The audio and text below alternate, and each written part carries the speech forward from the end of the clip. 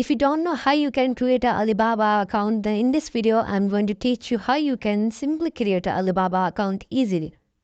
So first what you have to do is open your Alibaba app, and then you will see an interface like this. So simply what you have to do is click on continue with Google and select one of your emails.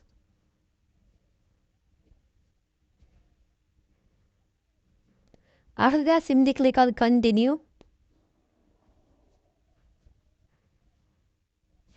And then fill up your information of your country and then write your name.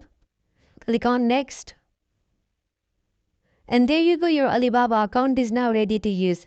It is that simple to create an Alibaba account. So if you found this video helpful, make sure to like, share and subscribe. And also share this with your friends who don't know how to create an Alibaba account, which is a very easy process. So see you in the next one.